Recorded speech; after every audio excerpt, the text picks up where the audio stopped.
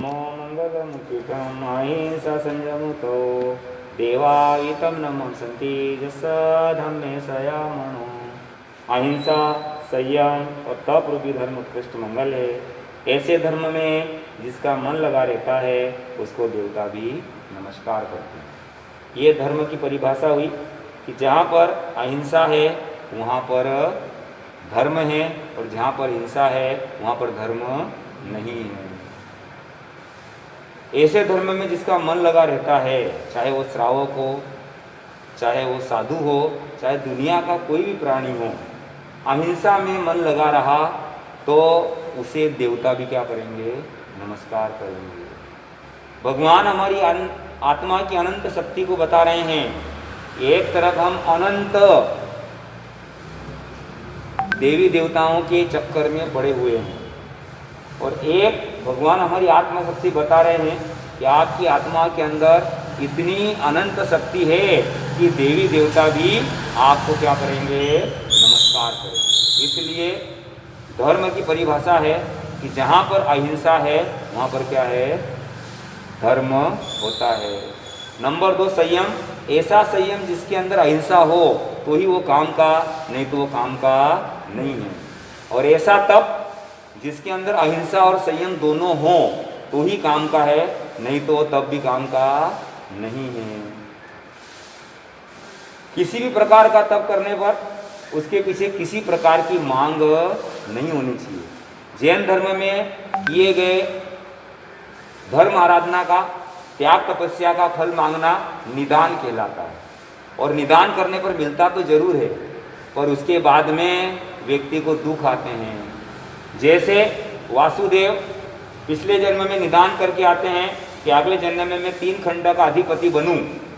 निदान करने से बन तो जाते हैं, पर मर करके वो कहाँ जाते हैं? नरक के अंदर जाते हैं।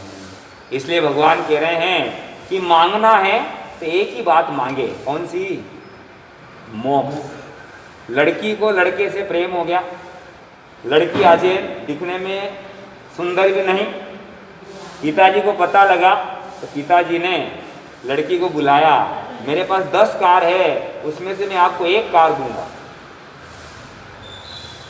लड़की बोली मैं क्यों? बोले तू मेरे लड़के का क्या करते? पीछा छोड़। उस लड़की ने कहा मुझे तो आपका लड़का ही चाहिए। 2-4 दिन बाद फिर बुलाया, मेरे पास 10 बंगले हैं, 1 कार और 1 बंगला दूंगा, लड़की का पीछा छोड़ दे। बोले मुझे तो लड़का ही चाहिए। 2-4 दिन बाद फिर बुलाया, मेरे पास 100 एकड़ खेती है, 1 कार, 1 बंगला और 10 एकड़ खेती तेरे को दूंगा, तू मेरे लड़के का पीछा क्या कर दे? छोड़ दे। और वो बोली मुझे तो आपका लड़का ही चाहिए। आखिर पिताजी ने देखा इतनी निर्लोभ प्रकृति की लड़की है, दोनों एक दूसरे को चाहते हैं, उस लड़की की क्या कर दी? अपने बेटे से शादी कर दी। लड़की बहू बनकर कहाँ आ गई? घर के अंदर। कितनी कार की मालिक बन गई? 10 की। कितने बंगले की मालिक? 10 की। कितनी खेती की मालिक? 100 एकड़। मांगा था क्या? क्या मांगा था? एक लड़का मांगा था और सारी की सारी मालिक बन गई। भगवान कहते हैं कि आपको यदि मांगना ही है, इच्छा ही करना है, तो मोक्ष की इच्छा करो। किसकी इच्छा करो? क्योंकि मोक्ष लड़का है और मोक्ष की इच्छा रखने वाले सारी लड़कियां हैं। एकमात्र मोक्ष की इच्छा करो तो लाड़ी वाड़ी गाड़ी तो अपने आप मिल जाएगी।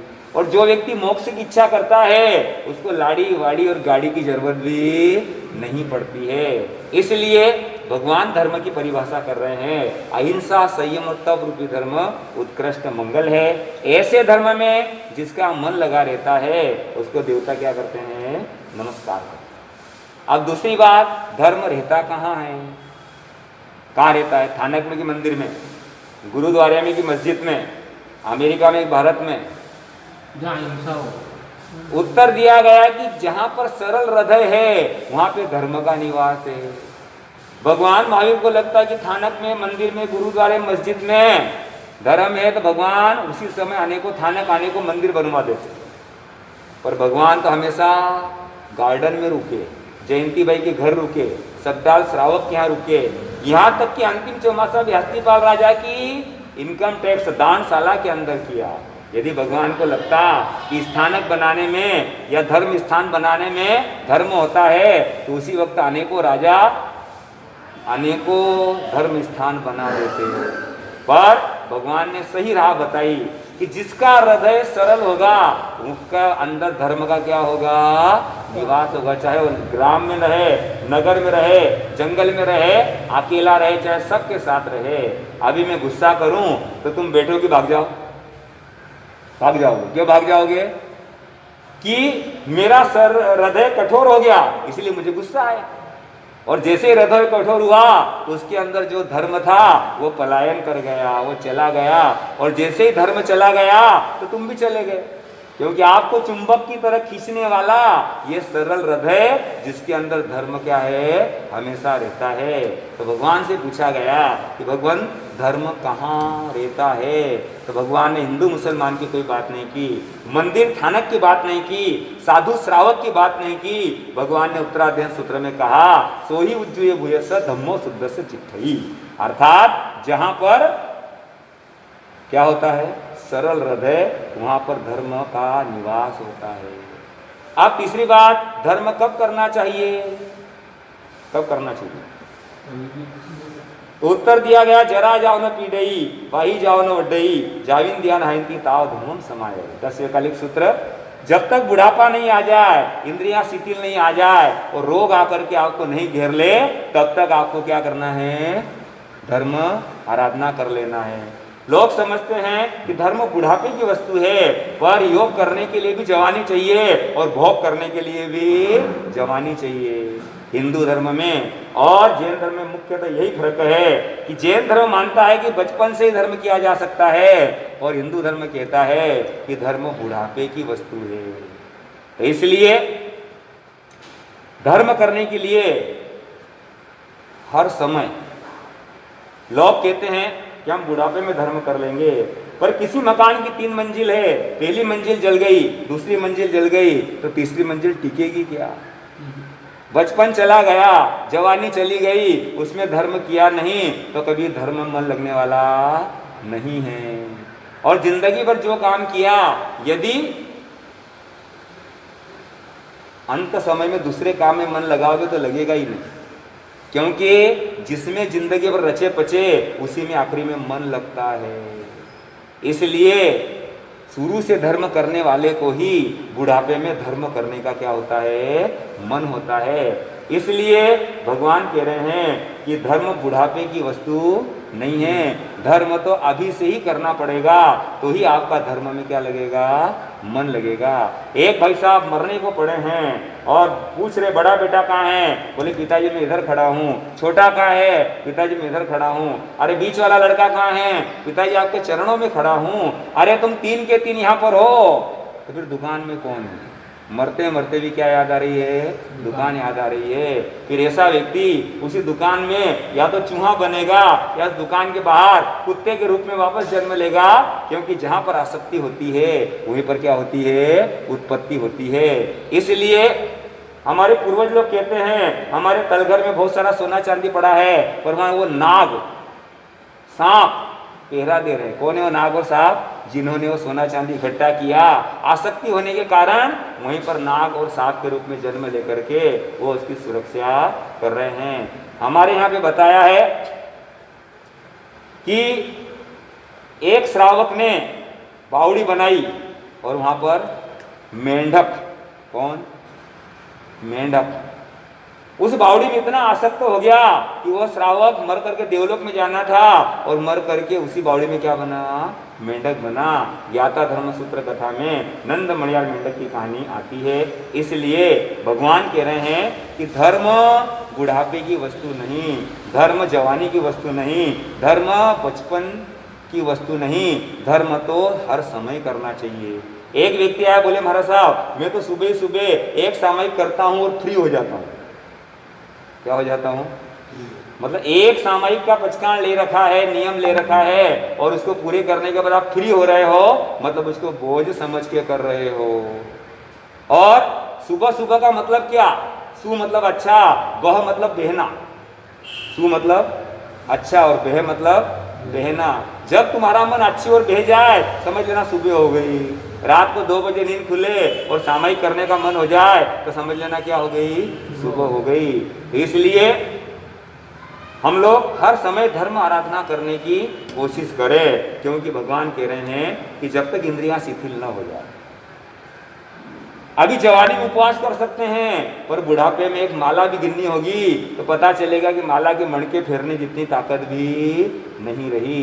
और जवानी में जो जो चीजें नहीं खाई वो चीजें बुढ़ापे में शरीर मांगता है। जवानी में गांव-गांव भटके, गली गली भटके, सेव परमल चाय से काम चलाया, और बुढ़ापे में दांत रहेंगे नहीं, पेट अंदर पचाएगा नहीं, मशीन खटारा हो जाएगी, और उस समय यह शरीर मांगेगा, क्या क्या मांगेगा कि दांत विदा सब हो गए नहीं चबायो जात, तीन देव रक्षा करे रबड़ी हलवा भात।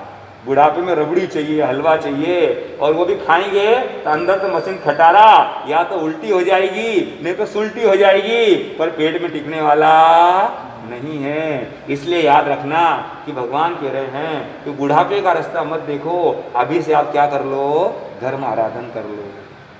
पहली बात हो गई धर्म की परिभाषा अहिंसा।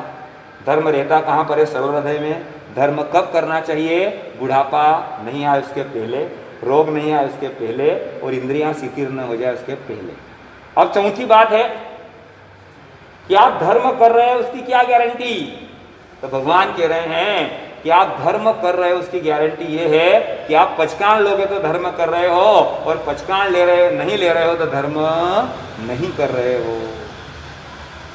क्योंकि जीवन में शादी करने के लिए भी समारोह करना पड़ता है, फेरे लगाने पड़ता है, तब जाकर के क्या होती है, शादी होती है। ऐसे ही पचकान लेना सरल काम है कि कठिन काम है, सरल है कठिन है, पचकान लेना तो सरल है, निभाना कठिन हो सकता है, और जिसके समझ में आ गया उसके लिए वो भी क्या हो जाता है, सरल हो जाता है। इसलिए 1 लाख रुपए आपके तिजोरी में पड़े हैं और 1 लाख रुपए बैंक में पड़े हैं, 1 साल की एफडी कर दी, ब्याज कहाँ मिलेगा, क्यों, उसको एफडी का मतलब पचकान करा दिए कि 1 साल तक के पचकान, इस पैसे को हम निकालेंगे नहीं। ऐसे पचकान लेने वाला व्यक्ति जो होता है पूरी तरह से सुरक्षित हो जाता है। लोग कहते महाराज साहब हम बंधन में नहीं बंधे, पर बंधन में बंधे बिना तुम्हारा कौन सा काम हो। शादी के बंधन में बंधे, हाथ से हाथ बांधा, पल्ले से पल्ला बांधा, हार पहनना हो, माला पहननी हो तो बांधना पड़ता है। यहाँ तक कि आप पैजामा भी पहनते हो तो उसको नाड़ी से क्या करना पड़ता है, बांधना पड़ता है।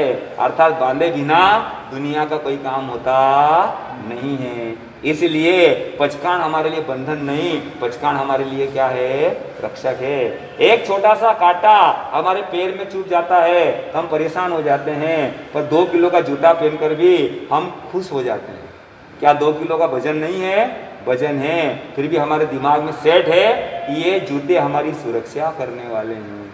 इसलिए पचकान हमारे लिए बंधन नहीं, रक्षा का कार्य करते हैं। एक व्यक्ति आए, बोले महाराज साहब रोज रोज हमें पचकान लेने की क्या जरूरत है, जिस दिन पाप लगेंगे उसी दिन पचकान ले लेंगे। उस भाई से प्रश्न किया गया कि तुम घर में ताले रोज लगाते हो, बोले हाँ मसा रोज लगाते हो। रोज क्यों लगाते हो, बोले मसा चोर नहीं घुस जाए इसलिए। तो उससे कहा गया भाई रोज लगाने की क्या जरूरत है, जिस दिन चोर है उस दिन लगा देना। ऐसा हो सकता है क्या, रोज लगाना पड़ेगा, क्योंकि हमको पता ही नहीं है कि चोर कब आने वाले हैं। ऐसे हमको पता ही नहीं पाप कब आने वाले हैं, इसलिए पहले से ही हमको पचकान लेना आवश्यक है। लोग कहते हैं हमारे ज्ञानी होते हैं उनको पाप लगते हैं और अज्ञानी को पाप नहीं लगता, पर वास्तव में जो व्यक्ति ज्ञानी होता है उसको भी लगता है और अज्ञानी को भी लगता है। सामने जहर की शीशी पड़ी हुई है और ज्ञानी व्यक्ति पिएगा, मरेगा कि नहीं मरेगा, मरेगा। और एक व्यक्ति नहीं जानता है कि काहे की शीशी है, वो पिएगा तो वो मरेगा ना। याद रखना कि पाप के पास कोई परिभाषा नहीं है, न वो ज्ञानी को छोड़ता है न वो अज्ञानी को छोड़ता है। इसलिए दिमाग से बातें निकाल दो कि ज्ञानी होता है उसको पाप लगता है और अज्ञानी होता है उसको पाप नहीं लगता है। पाप तो पाप है, वो गलत क्रिया हमेशा सभी को क्या होती है, लगती ही लगती है। आप अमेरिका गए, लंदन गए, 2 महीने रहे, वहां से आए वापस और यहाँ के ताला खुला तो टेलीफोन का बिल, बिजली का बिल आएगा कि नहीं आएगा? क्यों आएगा? कनेक्शन चालू है, पर आप कनेक्शन कट करवा दोगे तो फिर बिजली का बिल आने वाला। ऐसे ही जैसे ही आप बोलते हो कि मैं इस चीज को नहीं खाऊंगा या मेरा इसका पचकान है, नियम है, तो उधर हमारा मन जाना क्या हो जाता है, मन उधर जाना बंद हो जाता है। इसलिए पचकान लेना क्या है, जरूरी है। एक व्यक्ति तय कर रहा है कि आज मैं रात्रि भोजन नहीं करूंगा और भाई जी के यहाँ पहुंच गया, भाई जी का पधारो पधारो साहब, रात को 8 बजे थी, भोजन करो, निशा आज अष्टमी है, पक्की है, मैं नहीं करूंगा। भाई जी ने कहा पचकान तो नहीं है, बोले नहीं है, बोले बैठ जाओ, क्या करो है ना, क्योंकि अगली बार पचकान लेके गए और भाई जी ने कहा साहब क्या करो, भोजन, बोले साहब मेरे क्या है, पचकान।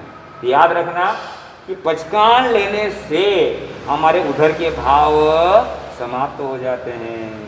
तो ऐसे ही पचकान लेना, पचकान लेने से पीछे नहीं हटना, और जब भी हम पचकान लेंगे तो उधर के हमारे भाव खत्म हो जाते हैं। लाइसेंस से लेके धंधा करे वो 1 नंबर का, और बिना लाइसेंस के करे वो 2 नंबर का। जब आप महीने में 15 दिन हरी खाते ही नहीं हो, 5 दिन जमीकन खाते ही नहीं हो, तो उनके पचकान लेने से आप 2 नंबर से कहाँ में आ जाओगे, 1 नंबर में आ जाओगे। इसलिए मन लगे चाहे नहीं लगे, अपने को क्या करना चाहिए, पचकान ले लेना चाहिए।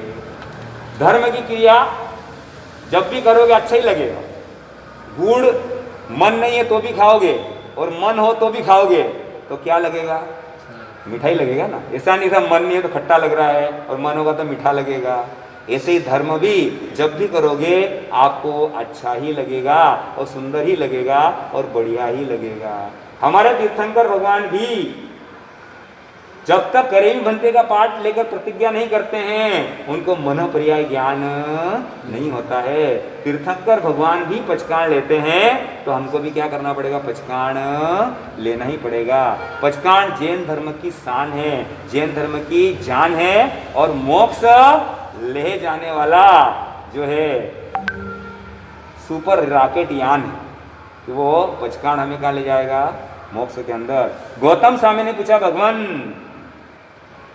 छठे आर्य का स्वरूप क्या रहेगा, तो भगवान ने कहा गंगा सिंधु नदी इतनी सी रह जाएगी, इतनी गहरी रहेगी, 16 साल की उम्र होगी, 4 साल की जवानी होगी, इतना सा पेट होगा, और इतने से पेट में से भी आज के समान 1-2 पैदा नहीं होंगे, 15-15, 20-20 पैदा होंगे। सुबह सुबह लोग मच्छी कच्छी मारेंगे, रेत में दबा देंगे, दूसरे दिन सुबह फिर उठ के खा लेंगे, और भयंकर लड़ाई झगड़े होते रहेंगे। न खेती, न नौकरी, न व्यापार, लड़ाई झगड़ा, और प्राय सभी मर करके दुर्गति में जाएंगे।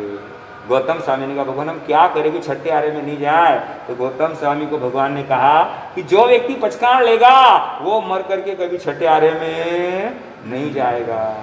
अब पचकान आप पटाखे फोड़ते ही नहीं हो, होली खेलते ही नहीं हो, मांस खाते ही नहीं हो, गुटखा तंबाकू खाते ही नहीं हो, अंडे खाते ही नहीं हो, शराब पीते ही नहीं हो, और भी ऐसे कई पचकान हो सकते हैं जो आप ले सकते हो, और छठे आर्य में जाने से अपनी आत्मा को रोक सकते हो।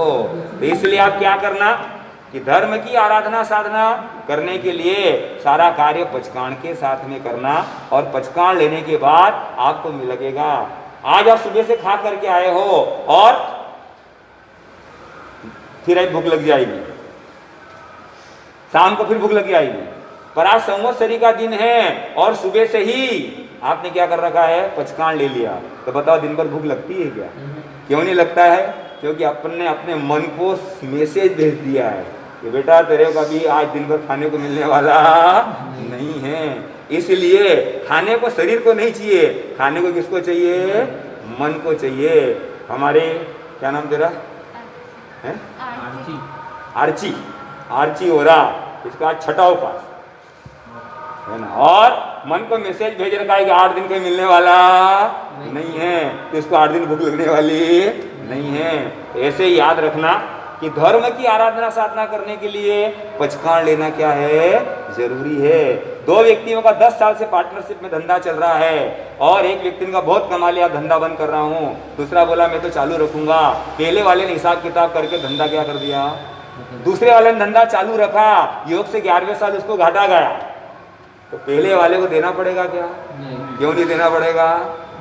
एग्रीमेंट खत्म कर दिया, कनेक्शन काट दिया, इसलिए देना। ऐसे दुनिया में ढेरों पाप चल रहे हैं, पर हम लोग जब तक पचकान नहीं लेते हैं तो हमको सारी दुनिया का पाप क्या होता है, लगता रहता है। इसलिए भगवान ने पचकान को बड़ा महत्वपूर्ण बताया और पचकान लेने वाला व्यक्ति जो है निश्चिंत हो जाता है और दूसरे लोग भी उनको पचकान पलवाने में क्या करते हैं, सहायता करते हैं। जैसे शादी ब्याह में जैनों की पत्रिका में नीचे नोट लिखा रहता है कि रात्रि भोजन त्यागी, सूर्यास्त पूर्व क्या है, आमंत्रित है। मतलब रात को खाने वाला तो पहले पेमेंट करता है स्टेज पे, उसके बाद खाता है, और दिन में खाने वाला पहले खाता है फिर पेमेंट करता है ना। यार और घर वाले उसको क्या करते हैं, सहयोग करते हैं, आओ साहब पधारो साहब, रात हो रही साहब, फटाफट क्या कर लो, भोजन तैयार है। और रात वाले की तो कोई मान मनवार भी करता नहीं है। महात्मा गांधी ने 35 साल की उम्र से ही रात्रि भोजन का क्या कर दिया था, त्याग कर दिया था। उन्होंने भी विदेश गए तो उनकी माता संत बेचरदास के पास लेके गई और मांस मदिरा परिस्त्री गमन का क्या करवा दिया, त्याग करवा दिया। महात्मा गांधी कहते मेरी माता यदि मेरे को ले करके और संत बेचरदास के पास नहीं जाती तो आज मैं दुनिया का महात्मा नहीं बनता, देश का राष्ट्रपिता नहीं बनता। एक छोटा सा नियम भी लेकर के और निर्मलता से पालते हैं तो उसका लाभ ही लाभ हमको हो जाता है। जैन शास्त्र में कहा जाता है, उपासक दशा सूत्र में 80 हजार गाय थी श्रावकों के पास और उन्होंने पचकान कर लिए और पचकान लेने के बाद वो मर करके पहले देवलोक का रिजर्वेशन कर रहे हैं। और आप लोगों के पास एक गाय भी नहीं है पर आपका रिजर्वेशन पक्का। एक श्रावक के पास 24 करोड़ सुवर्ण मुद्रा और आपके पास 24 तोला भी नहीं होगा, पर वो 24 करोड़ की मर्यादा करके भी और पहला देवलोक क्या कर रहा है, निश्चित कर रहा है। इसलिए एक श्रावक तो गया महाशतक, भगवान मेरी पचकान कराओ, 13 पत्नी से ज्यादा नहीं रखना। कितनी पत्नियां, 13 पत्नी की मर्यादा करके और पहले देवलोक का क्या कर लिया, रिजर्वेशन कर लिया। आपकी तो एक पत्नी है कि नहीं है, पर यदि होगी तो एक होगी, फिर भी आपके पचकान नहीं होने से आपका रिजर्वेशन पक्का नहीं है। इसलिए चाहे प्लाट 15-40 का हो, चाहे 10-50 को हो, चाहे 1 बीघा जमीन हो, चाहे 10,000 स्क्वायर फीट का प्लाट हो, पर उसकी बाउंड्री वॉल करना जरूरी है। चाहे व्यक्ति मोटा हो, चाहे व्यक्ति पतला हो, पर कपड़े पहनना जरूरी है। इसलिए बड़े बड़े पचकान लेकर भी आप लोग क्या है, अपनी आत्मा को कल्याण कर सकते हो। सेठ जी थानक में चले गए, महाराज साहब ने पचकान कराए और वो पचकान उनसे पले ही नहीं, पक्का विचार कर लिया कि ये महाराज लोग खुद बंधन में बनते हैं और दूसरों को बंधन में क्या करते हैं, बांधते हैं। तो मैं क्या करूं, आगे से कोई महाराज के लफड़े में जाना ही नहीं अपने को। संत पधारे, 2-3 दिन हो गए, महाराज साहब ने सेठानी से कहा तुम्हारी सिर पर बिंदिया लगी हुई है, मांग में सिंदूर भी भरा हुआ है, इसका मतलब सेठ जी अभी क्या है, जिंदे हैं। हाँ जिंदे हैं महाराज साहब, तो फिर आते क्यों नहीं है? बोले उनको संत सती से एलर्जी है। किससे एलर्जी है? क्यों एलर्जी है? बोले महाराज साहब जी उनको पचकान पसंद नहीं है। तो बोले भेजना तो सही, कम से कम मंगलिक तो सुने, पचकान दे नहीं दे बात की बात है। बोले महाराज साहब कहीं मानेंगे नहीं, महाराज साहब तो गुरु थे। बोले बहन तेरा दुर्भाग्य है। क्यों, क्या दुर्भाग्य है? अरे हमने तो सुना कि दुनिया के जितने भी पति होते हैं उनके पतियों के अंडर में होते हैं, पर तेरा पति तेरे अंडर में नहीं है। ये बात सीधी उसके हृदय को लगी। नहीं नहीं महाराज साहब मेरे अंडर में ही है, मेरी इच्छा से चलते हैं। तो फिर कल भेजेगी जरूर। अब वो पत्नी घर पे आई, रोटियां बनाई, भोजन बना कर तैयार किया और कौन आया? सेठ जी खाना खाते खाते महाराज बहुत बढ़िया है, दर्शन करो। अरे मैं कोई दर्शन नहीं करता, क्या होता दर्शन करने से? 1 घंटा दुकान खोलेंगे तो ग्राहक कमाई दे के जाएगा, और ये महाराज तो गोचरी पानी पात्रे वात्रे लेके जाएंगे कपड़ा। ग्राहक अच्छा, ग्राहक हमारा देवता। सेठानी ने देखा दांव खाली गया। सेठानी ने कहा आपको जाना पड़ेगा। बोले नहीं जाऊं। बोले नहीं गए तो खाना पीना बंद। बोले कोई बात नहीं, 5 महीने का चातुर्मास है, महाराज आए पास खमण कर, पर मैं जाने वाला नहीं हूं। अच्छा, पहला अस्त्र खाली गया, दूसरा अस्त्र फेंका। बोले आप यदि नहीं गए तो पियर चली जाऊंगी।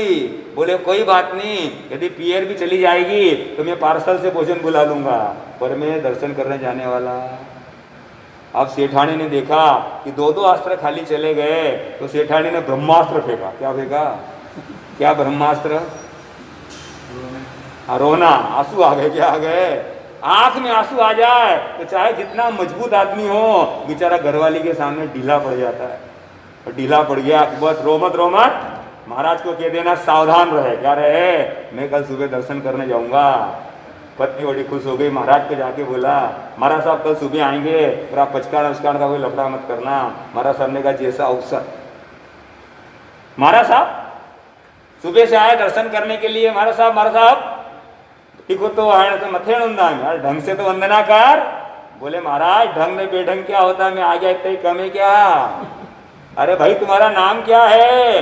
बोले महाराज मर्यादा में रहो, संत होता है वो गृहस्थी का परिचय नहीं करता है।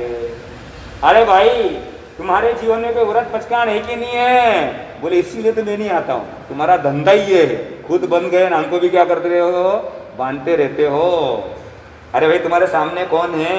मेरे सामने तो कुम्हार है, कुम्हार। उसको भी लाऊं तुम्हारे दर्शन कराने? तुमने दीक्षा इसीलिए ली कि लोग दर्शन करने आए, तुमको मोक्ष वोक्ष की कोई फिक्र है नहीं कि लोग दर्शन करने आए, इस चक्कर में तुमने दीक्षा ले रखी है। महाराज साहब बोले कि भाई मुझे का दर्शन का शौक नहीं है, पर मैं ये चाहता हूं कि एक नियम ले ले कि कुम्हार का मुंह देखे बिना कुछ भी खाना पीना नहीं। सेठ जी बोले बढ़िया नियम, नीचे ही तो सामने कुम्हार, हम छत पे तो सोते हैं, सबसे पहले गैलरी में से वही दिखता है। लाओ देव महाराज साहब पचकान दे दिए और रवाना हुआ। महाराज सोच रहे हैं जोरदार श्रावक था कि आज मेरे को उपदेश दे गया कि महाराज की मर्यादाएं क्या होती है। आखिरकार घर पहुंचा, घरवाली का देख दर्शन भी कराया, मंगली भी ले ली और पचकान ले लिए कि रोज कुम्हार के क्या करना, मुंह देख के ही खाना पीना, नहीं तो खाना पीना नहीं। बहुत दिन तक ये क्रम चलता रहा। उठते से कुम्हार का मुंह देख लिया और खाना पीना चालू। एक दिन की बात, दिवाली का टाइम, और कुम्हार 4 बजे रात से ही खदान पर मिट्टी लेने चला गया, क्योंकि दिवाली के लिए क्या बनाना थे, दिए बनाना थे। जैसे ही दिए बनाने का विचार किया, 4 बजे पहुंचा खदान पे। सेठ जी 5 बजे उठे, 6 बजे, 7 बजे, और क्या हो गया है ही नहीं। कुम्हार कहाँ गया? 8, 9, 10, अब यही अभिग्रह नहीं फल रहा है, तो मैं क्या करूं? घर पे जाके फैलाऊं? घर गया, कुमार जी कहाँ हैं? घर वाले बाहर। बोले आज घर पे नहीं है। कहाँ गए? बोले वहां गए वो खदान पे सुबह से। सेठ बोले सेठानी खरा, महाराज खरा, खुद बंधन में बंधे, हमको ही बंधन में बांध दिया। और ये सेठानी भी महाराज में घुसती रहती है, इसको समझ पड़े नहीं गई। और ये महाराज की उल्टी खोपड़ी के इन्होंने जबरदस्ती जो है मेरे को पचकान दे कुम्हार का मुंह देखने से। अब कुम्हार का मुंह देखने से क्या फायदा होगा? कोई मोक्ष मिलेगा क्या? अरे भगवान के मुंह देखने का देते, गुरु महाराज का मुंह देखने का देते तो बात समझ में आती।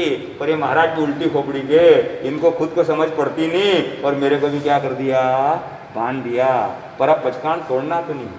लोग कहते हैं महाराज पचकान नहीं ले वो पापी, और पचकान लेके तोड़े वो महापापी। ऐसा नहीं होता है। आपका 1 करोड़ का मकान बनाया, उसमें एक क्रैक आ गई, तो बोलो उसको ठीक कराने में 2-4 हजार लगेंगे या 1 करोड़ लगेंगे? 2-4 हजार लगे ना। ऐसे ही आप जब पचकान लेते हैं और जानते कोई दोष लग जाए तो गुरु महाराज के पास जाना, कहना गुरु महाराज थोड़ा प्रायश्चित का प्लास्टर कर दो, और गुरु महाराज प्रायश्चित देंगे और आपका पचकान वापस क्या हो जाएगा, कंटिन्यू हो जाएगा।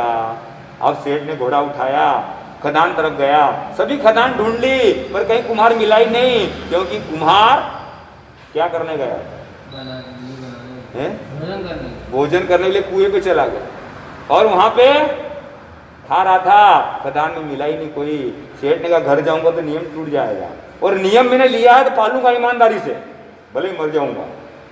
घोड़ा बांध दिया, मैं सो गया, खाली पेट नींद नहीं आ रही है, चिंतन चला, सेठानी खराब, इनके महाराज खराब, खुद बंधन में बनते हैं, अपने को बंधन में बांधते हैं, और ये महाराज ने आज पटांग पर नियम दे दिया। अब मैं क्या करूं? ये कुम्हार दिख नहीं रहा है, किसी न किसी खदान के नीचे दब के मर गया है। अब इसका मुंह मैं देखूंगा नहीं, मैं भी मर जाऊंगा। मैं मरूंगा तो मेरे पीछे सेठानी भी मर जाएगी, और ये 3-3 हत्या का पाप किसको लगेगा? गुरु महाराज को लगेगा? गुरु महाराज को नहीं लगेगा। जैसे आप लोगों ने शादी की और ब्राह्मण आया फेरे लगा के तुम्हारी शादी करा के रवाना हो गया दक्षिणा लेके, अब तुम लड़ो झगड़ो तलाक भी ले लो, पर ब्राह्मण की दक्षिणा वापस होगी क्या? नहीं होगी ना। ऐसे हम लोग यूं करते हैं और पचकान दे देते हैं, पालो तो तुम्हारी मर्जी और नहीं पालो तो तुम्हारी मर्जी। इतने में खोदने की आवाज आई, और जिंदा है जिंदा है। फटाफट सेठ गया, खदान के ऊपर से देखा, नीचे कुम्हार खोद रहा है, पर दिख रही पीठ, और पचकान कहीं के मुंह देखने के। उधर खोदा, और खोदते खोदते कुम्हार को भी क्या मिला? एक सोने का घड़ा। उसने देखा ऊपर से कोई देख तो नहीं रहा है, उसने ऊपर मुंह किया और सेठ को मुंह दिख गया, और सेठ का अभिग्रह फल गया, और सेठ रवाना हो गया कि चलो मेरा अभिग्रह फल गया, फटाफट खाऊं और घर जाके दुकान खोलूं। और इधर कुम्हार ने सेठ जी को देख लिया और आवाज दी, अरे सेठ जी सेठ जी सेठ जी। तो सेठ बोले बस देख लिया। क्या देख लिया? सेठ का कहने का मतलब मुंह देख लिया, और कुम्हार समझ गया कि मेरा घड़ा देख लिया। अरे सेठ जी देख लिया तो देख लिया, 50-50, आधा आधा। सेठ को ऐसी बात तो जल्दी समझ पड़ गई, क्या आधा आधा? अरे सेठ धन मिला, थोड़ा और ज्यादा ले लो, गांव में सबको मत कहना, नहीं तो सरकार को भी देना पड़ेगा, राजा को देना पड़ेगा, कोतवाल को देना पड़ेगा, और चोर लोगों की नजर अलग लगेगी। तो इसलिए क्या करो? सेठ नीचे गया, पगड़ी खोली, आधा आधा धन किया, थोड़ा आधा ज्यादा ले लिया होगा, पोटली बांधी, आया ऊपर, घोड़ा खोला, घोड़े पे बैठा पोटली लेके, और विचारधारा चल रही है, ये सेठानी बहुत अच्छी, ये सेठानी के गुरु महाराज भी बहुत अच्छे, और चिंतन मनन कर रहा है कि बढ़िया पचकान दिया, जिंदगी भर किराना दुकान में पूड़ियां बांधता रहता, इतना धन इकट्ठा नहीं होता। और आ गया, कहां पे आ गया? घर पे। सेठानी बोली कहां गए थे? कहां गए थे? बोले खदान पे। अरे कितनी देर हो रही है, ग्राहक की लाइन से खड़े हैं, फटाफट भोजन करो और क्या करो? दुकान खोलो। सेठ बोले मैं आज उपवास करूंगा। सेठानी को आने लगे चक्कर, ये उल्टी उल्टी बेहकी बेहकी बातें कर रहे हैं, क्या पता किस मसान में जाके आए हैं, मैं उपवास करूंगा। इतने में सेठ जी बोले तुम्हारे गुरु महाराज कहाँ हैं? बोले क्यों? बोले मेरे को दर्शन करना है। सेठानी को पक्का हो गया कोई भूत चुड़ैल लग गए। वो गई कमरे में और एक टुकड़े में नमक मिर्ची लाई, और यूं सेठ की जो है क्या करने लगी, झाड़ फूक करने लगी। सेठ बोले कोई भूत चुड़ैल लगे नहीं है, चल दर्शन करना है मेरे को इतना फायदा हो गया। दिवाली का टाइम, चौमासे का टाइम, पास में ही महाराज साहब चौमासा कर रहे थे, वहां पहुंचे और सेठ आगे आगे, सेठानी पीछे पीछे। सेठ को देख करके महाराज को भी आश्चर्य हुआ कि गांव में भी तो दर्शन करने नहीं आया, और व्यक्ति बाहर गांव दर्शन करने कैसे आएगा। फिर पीछे सेठानी दिखाई दी तो तुरंत मन में विचार आया कि हाँ इसलिए आया है, क्योंकि हम भी समझ जाते हैं यदि कोई श्रावक अपनी श्राविका को व्याख्यान के समय छोड़ने आता है और बाहर का बाहर निकल जाता है, तो हम ये समझते हैं कि कोई ड्राइवर छोड़ने आया था, और यदि वो श्रावक अंदर आ जाए तो हमको लगता है कि श्रावक छोड़ने के लिए आया था। तो महाराज साहब भी विचार कर रहे हैं कि ये दर्शन करने नहीं आया, ये तो ड्राइवर बन के आया। आके वंदना की, महाराज साता है, साता है, हाँ वही साता है। महाराज साहब आपकी पचकान की लिस्ट बताओ जरा, मेरे पास सारे पचकान लेना है। बोले क्यों? बोले मैंने बिना काम का पचकान लिया, जिसमें जमी कन त्याग नहीं, रात्रि भोजन त्याग नहीं, कच्चा पानी त्याग नहीं, न कोई भगवान के दर्शन, न गुरु के दर्शन, न कोई ज्ञान व्यान सीखने का, फिर भी मेरे को एक छोटा सा पचकान लिया और ईमानदारी से पाला तो मुझे इतना सारा लाभ हुआ, वास्तव में जो पचकान ले लूं तो मुझे कितना लाभ हो सकता है। ऐसे हमारे तीर्थंकर भगवान, जिनेश्वर भगवान कहते हैं कि जो व्यक्ति पचकान लेता है वह व्यक्ति अपने सारे पापों को हल्का करके और अपने जीवन को सफल कर लेता है। तो मन लगे चाहे नहीं लगे, पचकान लें और निर्मलता से पालने का काम करें, कार्य करें। कभी कभार दोष भी लग जाए तो प्रायश्चित लगकर मुक्त हो सकते हैं। और धर्म की क्रिया कोई भी खंडित होती ही नहीं है, कभी भी धर्म क्रिया खंडित नहीं होती है। हमने जितना धर्म किया उतना हमारे लिए फायदे का ही है। तो पुनः अहिंसा में धर्म है, ये धर्म की परिभाषा। धर्म सरल हृदय में रहता है और धर्म बुढ़ापा आने से पहले और रोग आने से पहले और इंद्रियां शिथिल होने के पहले कर लेना चाहिए। और पचकान लोगे तो ही आप लोग धर्म कर रहे हो, और पचकान नहीं लोगे तो आप लोग धर्म नहीं कर रहे हैं। ये बात हमारे दिमाग में आ जानी चाहिए। और पचकान लेना भी सरल है और निभाना भी सरल है। आपके पास 10 जोड़ कपड़े हैं, 100 जोड़ कपड़े के ले लो। आपके पास 1 किलो सोना है, 50 किलो सोना का ले लो। आपके पास 1 कार है, 10 कार का ले लो। आपके पास 1 मकान है, 50 मकान रख लो। पर कहीं न कहीं मर्यादा में बांधना जरूरी है। ट्रेन 2 पटरी के बीच में चलती है तो लक्ष्य पर पहुंच जाती है, और वो पटरी छोड़ दे तो एक्सीडेंट हो जाता है और लक्ष्य पर नहीं पहुंच पाती है। तो इसलिए कई लोग कहते हैं पचकान ले और टूट जाए तो, पर मैं उन लोगों से कहना चाहूंगा कि आप लोग जब धंधा करते हो तो ये नहीं सोचते कि दुकान खोलें और दिवाला निकल जाए तो। बेटी की शादी करनी हो तब ये नहीं सोचते हो कि बेटी की शादी करें और जब वही मर जाए तो, ऐसा सोचते हैं क्या? इसलिए दुनिया में पॉजिटिव रहकर ही सारे कार्य संपन्न हो सकते हैं। जो व्यक्ति नेगेटिव सोचता है वो हमेशा बिना बिजनेस के रहेगा, गंवारा रह जाएगा। इसलिए पॉजिटिव बन करके हम पचकान लें और पूरे मन से पालने का प्रयास करें। ये पचकान ही हमारे जिन शासन की शान है, आन है और वान है। तो पचकान लें तो यहाँ भी आनंद हो सकता है और आगे भी आनंद हो सकता है। पचकान ले लिया? चलो कितने दे दूं? 14 भक्तम पचका में दिन का देव रात का देव श्रम वर्णन फैम श्रम अनत्ता वगणम सहस्रगणम मत्रगणम सब समय गणम। ओ श्रम पचकान लेने वालों को धन्यवाद धन्यवाद। और भी पचकान? हाँ, तो ओरा परिवार के हमारे इस बहन को अर्ची ओरा को, जिसके आज 6 उपास है और आगे बढ़ने के भाव रख रही है, बहुत बहुत धन्यवाद। और वंदना। ठीक हो तो पयाहीनं करेमि वन्दामि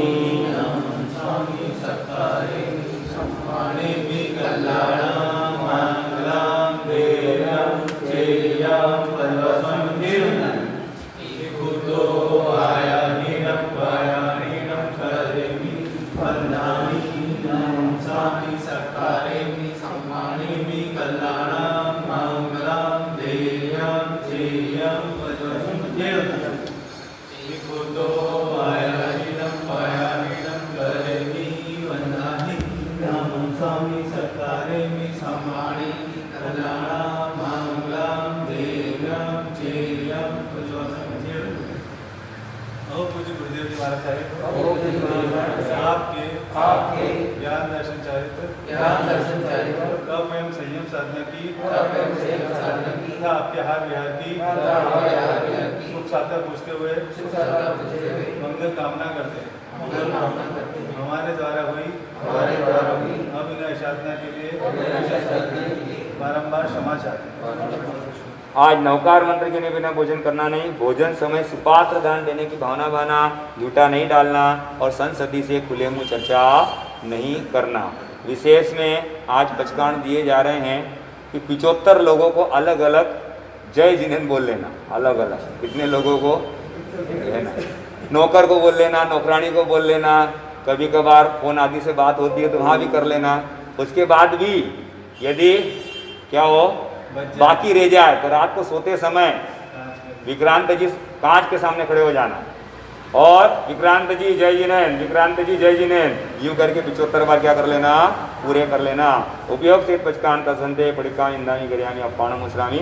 आज का अभिग्रह था कि किसी के यहाँ गैस पर दूध या चाय उफन करके नीचे गैस पर गिरी हुई हो, किसी के चप्पल जूते पर स्टार बना हो, किसी के कपड़ों पर स्टार बना हो, कोई व्यक्ति बोले 5 स्टार और कोई व्यक्ति बोले छुप गए तारे, है ना। हिंदी फिल्मों का गाना है छुप गए सारे, और मैंने उल्टा अभिग्रह लिया छुप गए तारे।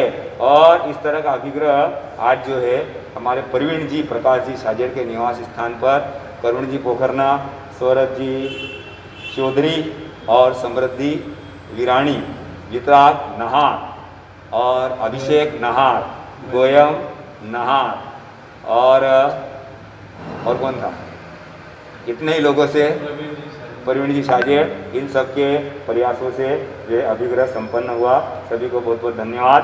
24 जिनेश प्रणमो हमेश अज्ञ शिव क्लेश भव भय हरणम।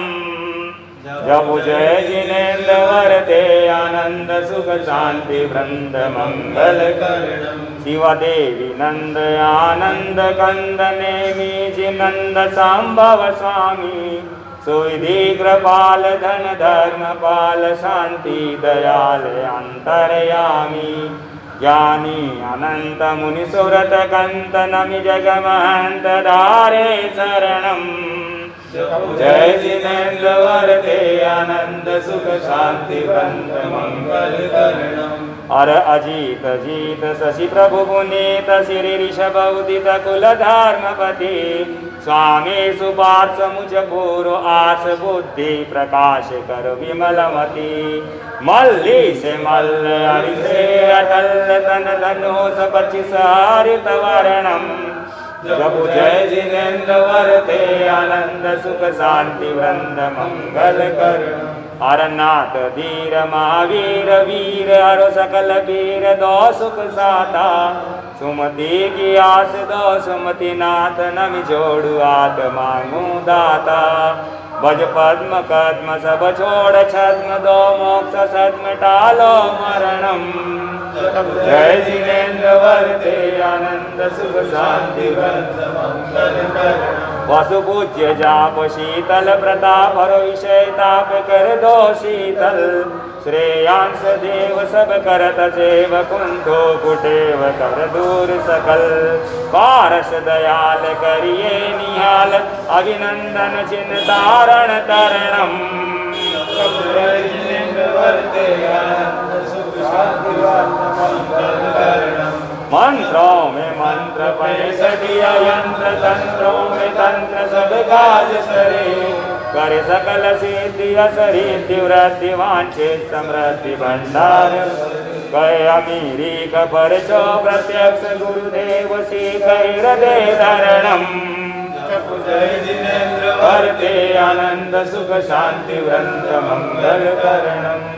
जय जिनेन्द्र वरते आनंद सुख शांति वृंद मंगल करणम। प्रणमामि सदा प्रभुवास्वजिनं जिन नायक दायक सौख्य गणम।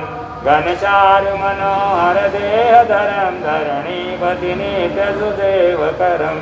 करुणारस रंजित भाव्य फणि फणि सप्त सुशोभित मौलिमणि। मणिकांचन रूप त्रिघोट घटम घटितासुर किन्नर पार्श्वतटम। तटिनीपति घोष गंभीर स्वरम शरणागत विश्वशेष नरम। नर नारी नमस्कृत नित्य मुदा पद्मावती गावती गीत सदा। सततेन्द्रिय गोप यथा कमठम कमठासुर वारण मुक्त हठम। हठहेलित कर्म कृतांत बलम बलधाम दलम दल पंकजलम। जलजद्वय पात्र प्रभा नयनम नयनंदित भव्य तरीशमनम। मनमथ महिरुव वन्य समम समता गुण रत्नमयम परमम। परमार्थ विचार सदा कुशलम कुशलम कुरु मे जिननाथ अलम। अलिनी नलिनी नलिनील तनु तनुता प्रभुपास्वजिनं सुदनं तनुता प्रभुपास्वजिनं सुदनं। सूदन धान्यकरं करुणापरं परं सिद्धिकरं तद्रातरं। वरतरु आश्वसेन कुलोद्भवं भवव्रतां प्रभुपास्वजिन शिवं भवव्रतां प्रभुपास्वजिन शिवं। गुरुदेव के आज्ञा मंगलम अरियंता मंगलम सिद्धा मंगलम साओ मंगलम केवली पद्मो मंगलम।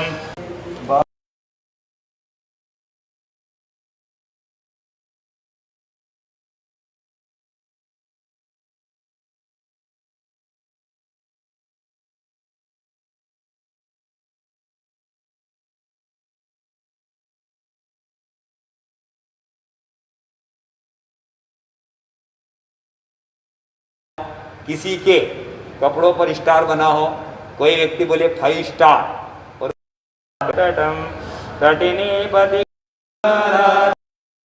परम परम सिद्धिकरं तद्राधरं वरतरु आश्वसेन कुलोद्भवं भवव्रतां प्रभुपास्वजिन शिवं भवव्रतां प्रभुपास्वजिन शिवं। गुरुदेव क्या क्या शतारी मंगलम अरियंता मंगलम सिद्धा मंगलम साओ मंगलम केवली पद्मो मंगलम।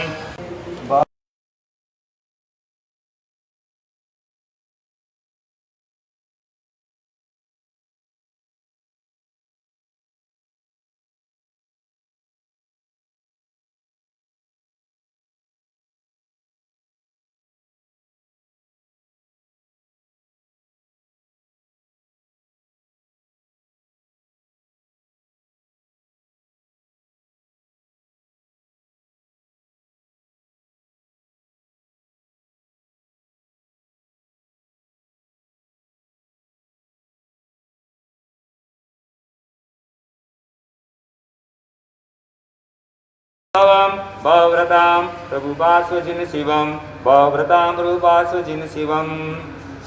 गुरुदेव क्या क्या शतारी मंगलम अरियंता मंगलम सिद्धा मंगलम साओ मंगलम केवली पद्मो मंगलम। चदारी लोत्मा इंता लोत्मा सिद्धा लोत्मा शाहु लोत्मा केवली पद्मो लोत्मो। चदारी शरणं भोजामि अरियंते शरणं भोजामि सिद्धे शरणं भोजामि साहु शरणं भोजामि केवली पणतं धम्मं शरणं भवजामि।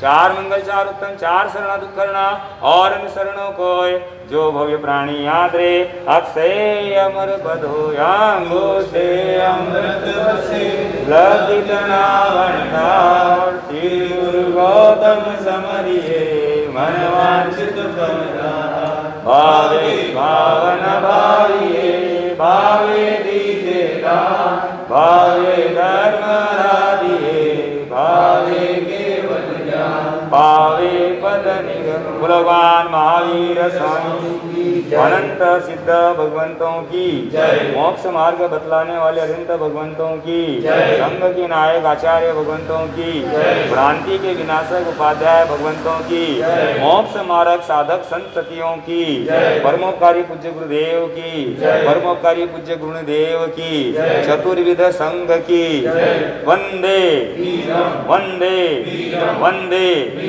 आज के आनंद की वाह भाई।